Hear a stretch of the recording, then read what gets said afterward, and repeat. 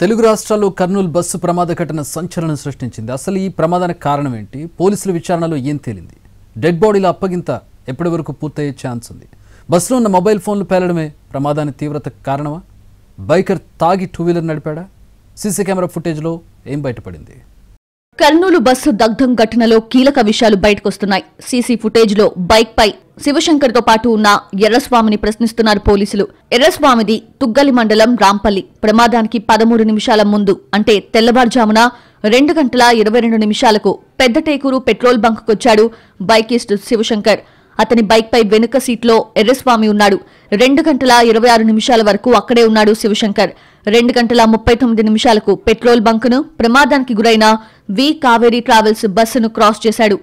అయితే పెట్రోల్ బంకులో ఉన్న శివశంకర్ ప్రవర్తన కాస్త తేడాగా కనిపించింది.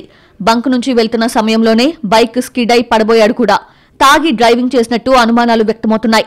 ఆ సీసీ ఫుటేజ్ ఆధారంగా దర్యాప్తు చేస్తున్నారు పోలీసులు. శివశంకర్తో బైక్పై వచ్చిన ఎర్రస్వామిని ప్రశ్నించి మరిన్ని వివరాలు తెలుసుకునే ప్రయత్నం చేస్తున్నారు పోలీసులు. మరోవైపు కర్నూలు బస్సు దగ్ధం ఘటనలో ఆసక్తికర విషయాలు బయటపడుతున్నాయి.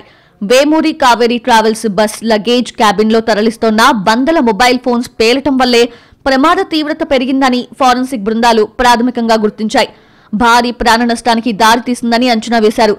తొలుత బస్సు ద్విచక్ర వాహనాన్ని ఢీకొట్టగానే దాని ఆయిల్ ట్యాంక్ మూత ఊడిపడి అందులోని పెట్రోల్ కారటం మొదలైంది. అదే సమయంలో బస్సు కింద భాగంలో టూ వీలర్ ఇరుక్కుపోవడంతో దాన్ని బస్సు కొంత దూరం ఈడ్చుకెళ్లింది. ఈ క్రమంలో నిప్పురవ్వలు చెలరేగటం, దానికి పెట్రోల్ తోడవడంతో మంటలు వ్యాపించాయి.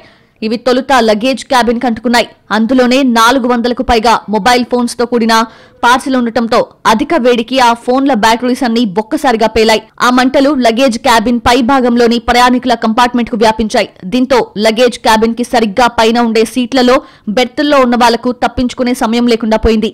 15 నిమిషాల్లోనే బస్సు మొత్తం దగ్ధమైంది. బస్సు మొదటి భాగంలోని సీట్లు బెర్తుల్లో ఉన్నవారే ఎక్కువగా ప్రాణాలు కోల్పోయారని, ఘటనా స్థలాన్ని, దగ్ధమైన బస్సును పరిశీలించిన ఫోరెన్సిక్ బృందాలు గుర్తించాయి. లగేజ్ క్యాబిన్లోని బ్యాటరీస్ అన్ని ఒక్కసారిగా పేలటం వల్లే భారీ శబ్దం వచ్చింది. దీంతో డ్రైవర్ బస్సును నిలిపి అతని సీటు పక్కన ఉండే కిటికీ డోర్ నుంచి దూకి వెనుక వైపునకు వెళ్లి చూసి అక్కడి నుంచి పారిపోయాడు. అప్పటికే బస్సు దట్టమైన పొగ, మంటల్లో చిక్కుకుంది. బస్సు లోపల చిక్కుకున్న ప్రయాణికులు తప్పించుకునేందుకు యత్నించినా కుడివైపునున్న ఎమర్జెన్సీ డోర్ తెరుచుకోకపోవడంతో వారి ప్రయత్నాలు ఫలించలేదు. సాధారణంగా ప్రయాణికుల వాహనాల్లో వారి వ్యక్తిగత లగేజ్ తప్ప ఇతర సరుకులేవి రవాణా చేయకూడదు. కానీ ప్రైవేటు ట్రావెల్స్ బస్సుల యాజమాన్యాలు సరుకు రవాణా కోసం వాడిస్తున్నాయి. వాటిని లగేజ్ క్యాబిన్లలో పెడుతున్నాయి. ఏదైనా ప్రమాదం జరిగినప్పుడు వాటికి మంటలు అంటుకోవటం వల్లే ప్రమాద తీవ్రత పెరుగుతోంది.